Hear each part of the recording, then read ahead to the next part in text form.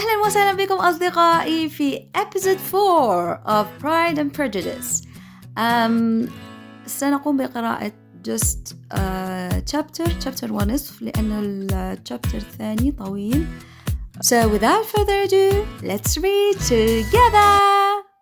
Mr. Bennet's property consisted almost entirely in an estate of 2,000 a year, which unfortunately for his daughters was entailed in default of heirs male on a distant relation, and their mother's fortune, though ample for her situation in life, could but ill supply the deficiency of his.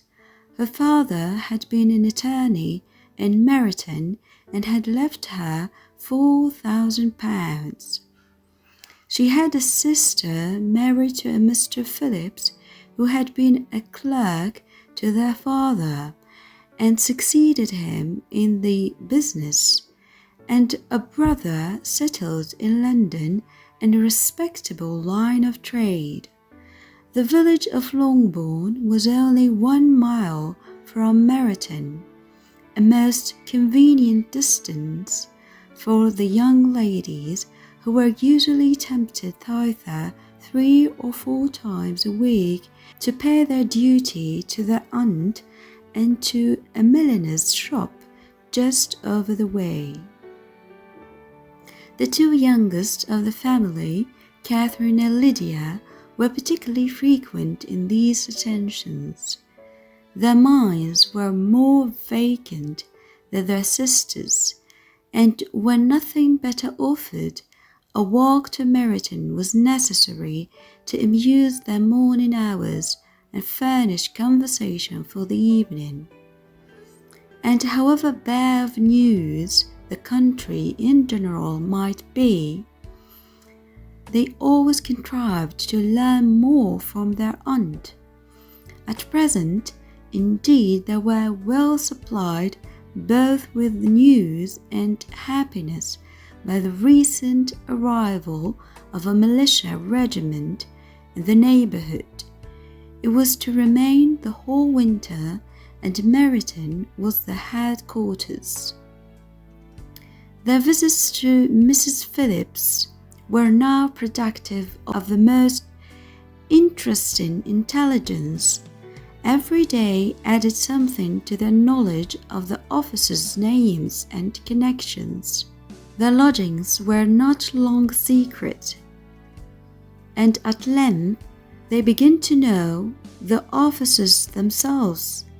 Mr.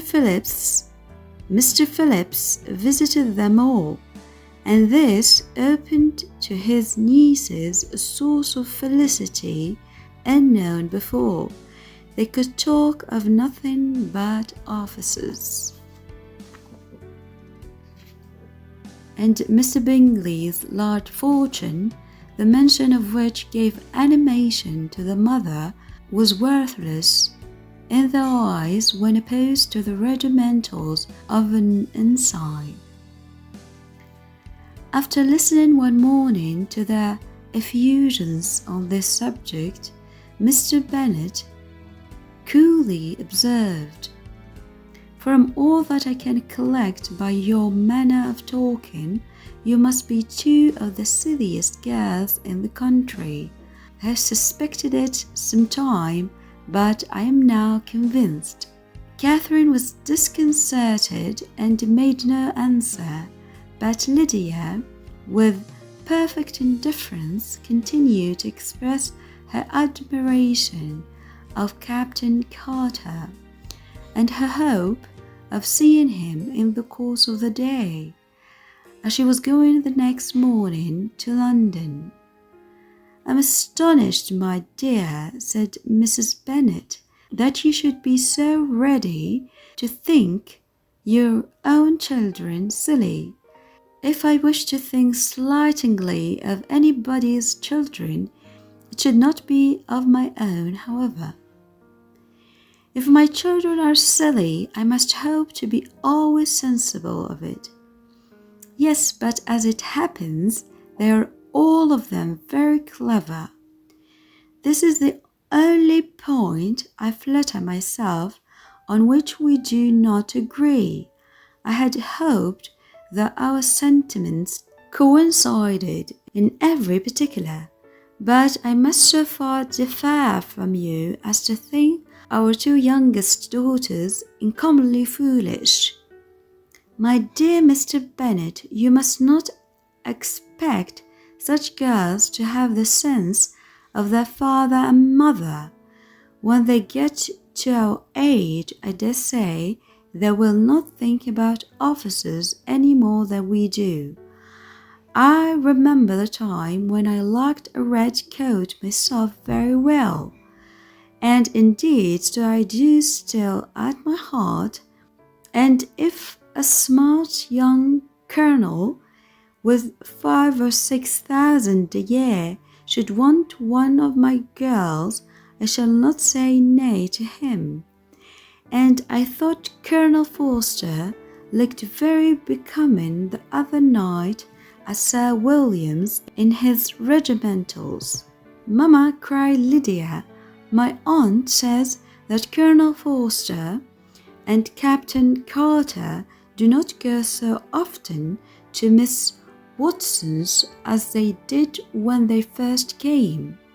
She sees them now very often standing in Clark's library. Mrs. Bennet was prevented replying by the entrance of the footman with a note for Miss Bennet. It came from Netherfield, and the servant waited for an answer.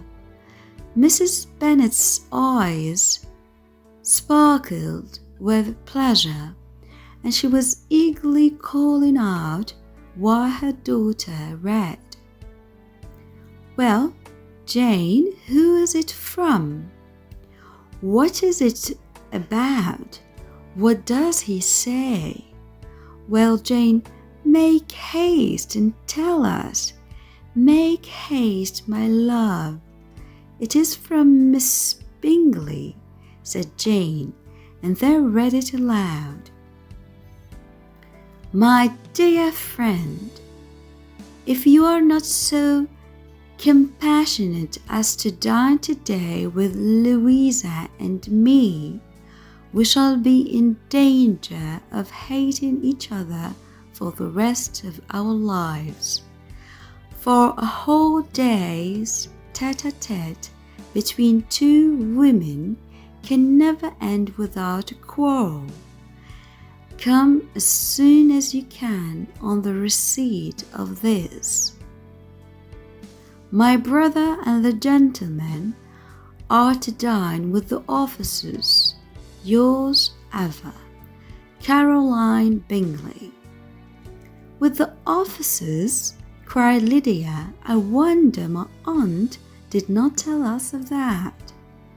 Dining out, said Mrs. Bennet. That is very unlucky. Can I have the carriage? Said Jane.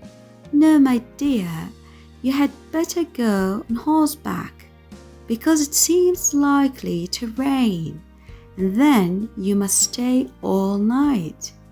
That would be a good scheme, said Elizabeth, if you were sure that they would not offer to send her home.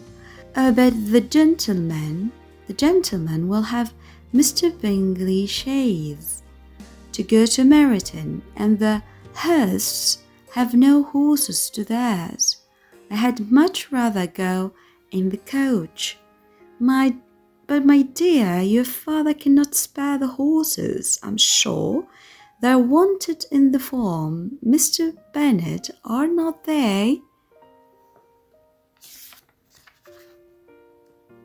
They're wanted in the farm much oftener than I can get them. But if you have got them today, said Elizabeth, my mother's purpose will be answered. She did at last extort from her father an acknowledgment that the horses were engaged. Jane was therefore obliged to go on horseback, and her mother attended her to the door with many cheerful prognostics of a bad day. Her hopes were answered. Jane had not been gone long before it rained hard. Her sisters were uneasy for her, but her mother was delighted. The rain continued the whole evening without intermission. Jane certainly could not come back. "This was a lucky idea of mine indeed," said Mrs. Bennet more than once, as if the credit of making it rain were all her own. Till the next morning, however, she was not aware of all the felicity of her contrivance. Breakfast was scarcely over when a servant from Netherfield brought the following note for Elizabeth. "My dearest Lizzie, I find myself very unwell this morning, which I suppose is to be imputed to my getting wet through yesterday. My kind friends will not hear of me returning home till I'm better. They insisted also on my seeing Mr. Jones. Therefore, do not be alarmed if you should hear of his having been to me, and excepting a sore throat and headache, there is not much the matter with me. Yours."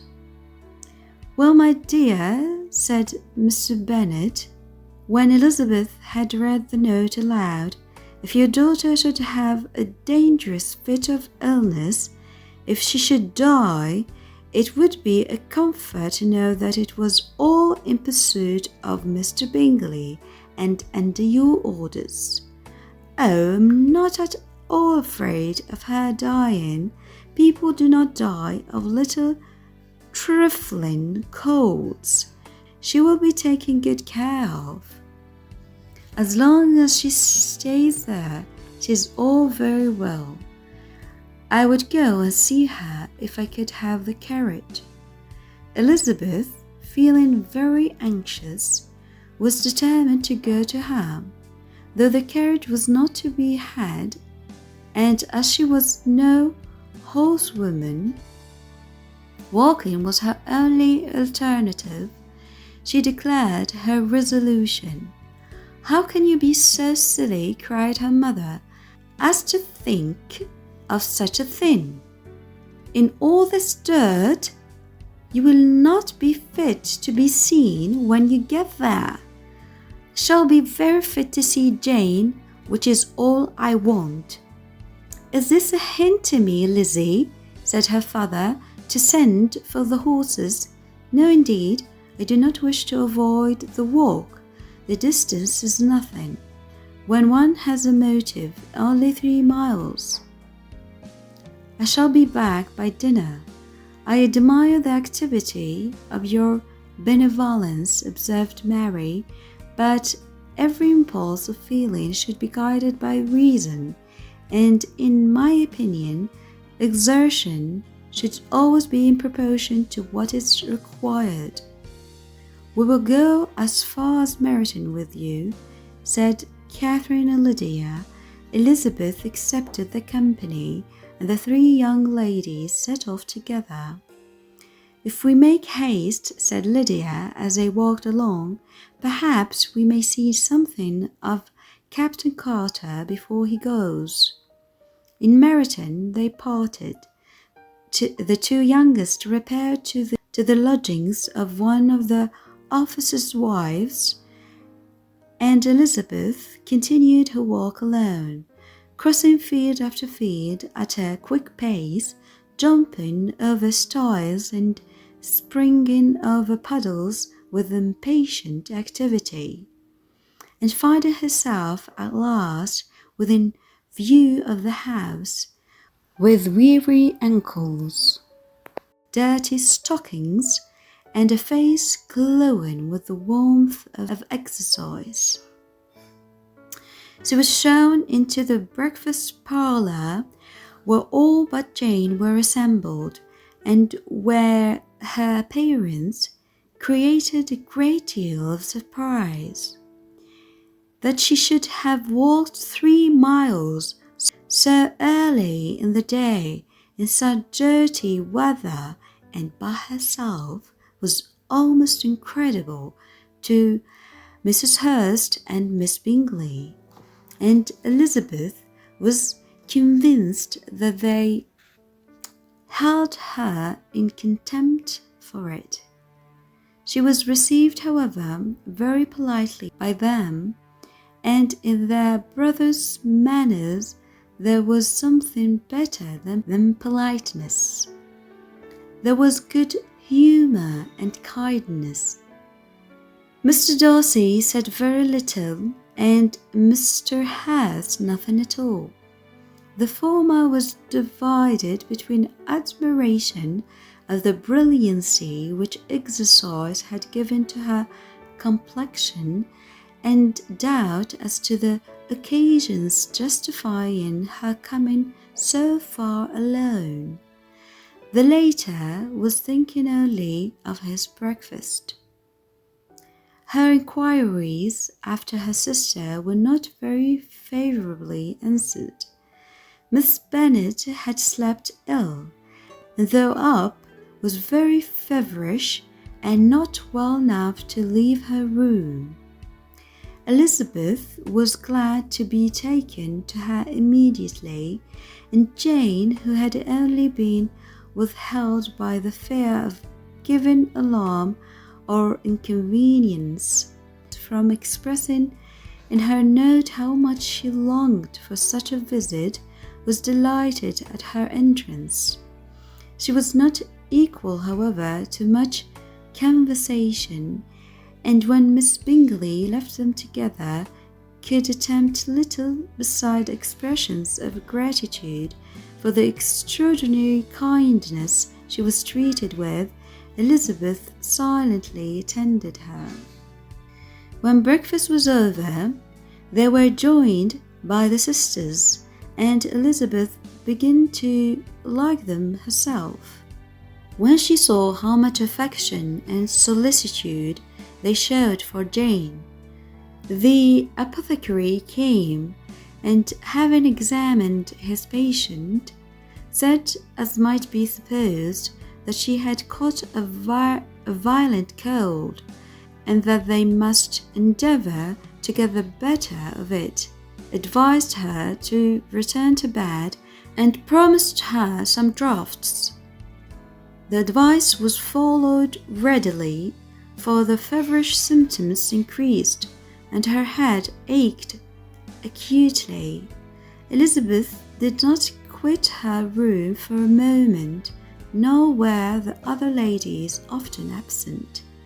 The gentlemen being out, they had in fact nothing to do elsewhere. When the clock struck 3, Elizabeth felt that she must go, and very unwillingly said so. Miss Bingley offered her the carriage, and she only wanted a little pressing to accept it, when Jane testified such concern in parting with her, that Miss Bingley was obliged to convert the offer of the Chez to an invitation to remain at Netherfield for the present. Elizabeth most thankfully consented, and a servant was dispatched to Longbourn to acquaint the family with her stay and bring back a supply of clothes.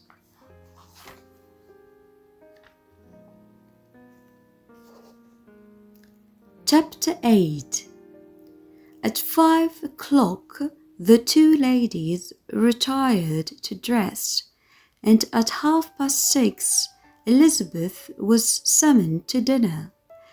To the several inquiries which then poured in, and amongst which she had the pleasure of distinguishing the much superior solicitude of Mr. Bingleys, she could not make a very favourable answer. Jane was by no means better. The sisters, on hearing this, repeated 3 or 4 times how much they were grieved, how shocking it was to have a bad cold, and how excessively they disliked being ill themselves, and then thought no more of the matter, and their indifference towards Jane, when not immediately before them, restored Elizabeth to the enjoyment of all her original dislike. The brother indeed was the only one of the party whom she could regard with any complacency.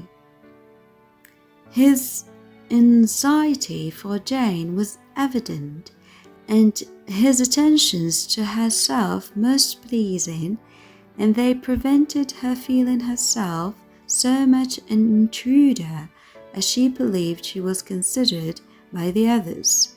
She had very little notice from any but him. Miss Bingley was engrossed by Mr. Darcy, her sister scarcely less so, and as for Mr. Hurst, by whom Elizabeth sat, he was an indolent man who lived only to eat, drink, and play at cards, who, when he found her prefer a plain dish to ragout, had nothing to say to her. When dinner was over, she returned directly to Jane, and Miss Bingley began abusing her as soon as she was out of the room. Her manners were pronounced to be very bad indeed, a mixture of pride and impertinence. She had no conversation, no style, no taste, no beauty. Mrs. Hurst thought the same, and added, "She has nothing, in short, to recommend her, but being an excellent walker. I shall never forget her appearance this morning. She really looked almost wild." "She did indeed, Louisa. I could hardly keep my countenance. Very nonsensical to come at all. Why must she be scampering about the country because her sister had a cold? Her hair so untidy, so blousy. Yes, and her petticoat. I hope you saw her petticoat. 6 inches deep in mud, I'm absolutely certain, and the gown which had been let down to hide it not doing its office." "Your picture may be very exact, Louisa," said Bingley, but this was all lost upon me. I thought Miss Elizabeth Bennet looked remarkably well when she came into the room this morning. Her dirty petticoat quite escaped my notice." "You observed it, Mr. Darcy, I'm sure," said Miss Bingley, "and am inclined to think that you would not wish to see your sister make such an exhibition." "Certainly not. To walk 3 miles, or 4 miles, or 5 miles, or whatever it is, above her ankles in dirt, and alone, quite alone. What could she mean by it? It seems to me to show an abominable sort of conceited independence, and most country town indifference to decorum." "It shows an affection for her sister that is very pleasing," said Bingley. "I'm afraid, Mr. Darcy," observed Miss Bingley in a half-whisper, "that this adventure has rather affected your admiration of her fine eyes." "Not at all," he replied. "They were brightened by the exercise." A short pause followed this speech, and Mrs. Hurst began again. "I have an excessive regard for Miss Jane Bennet. She is really a very sweet girl, and I wish with all my heart she were well settled. But with such a father and mother and such low connections, I'm afraid there is no chance of it. I think I have heard you say that the uncle is an attorney in Meryton. Yes, and they have another who lives somewhere in Cheapside. That is capital, added her sister, and they both laughed heartily. If they had uncles enough to fill all Cheapside, cried Bingley, it would not make them one jot less agreeable, but it must very materially lessen their chance of marrying men of any consideration in the world, replied Darcy. To this speech Bingley made no answer, but his sisters gave their hearty assent, and indulged their mirth for some time at the expense of their dear friend's vulgar relations. With a renewal of tenderness, however, they repaired to her room on leaving the dining parlour, and sat with her till summoned to coffee. She was still very poorly, and Elizabeth would not quit her at all till late in the evening, when she had the comfort of seeing her asleep, and when it appeared to her rather right than pleasant that she should go downstairs herself. On entering the drawing-room, she found the whole party clue. والآن أصدقائي إلى الملخص. في غياب ابن للسيد بانت، فإن كل ممتلكاته بما فيهم المنزل والأرض اللذان تعيش عليهما العائلة ستصبح ملكية قريب له، ولن ترث بناته ولا زوجته شيئا بعد موته.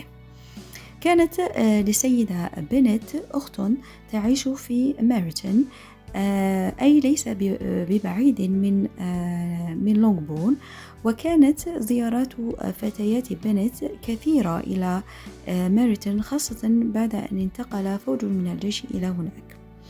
وكانت الأختان الصغيرتان ليديا وكاثرين من أكبر المعجبين بضباط الجيش، وكانتا تتحسسان حلهم وترحالهم، خاصة من أن خالتهما أصبحت مصدرا وفيرا للمعلومات عن الجيش وضباطه.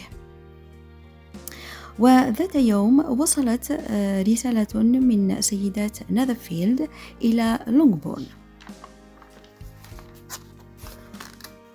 وفي الرسالة دعت الأختان بينغلي جين وهي الأخت الكبرى لقضاء اليوم معهما في نذرفيلد.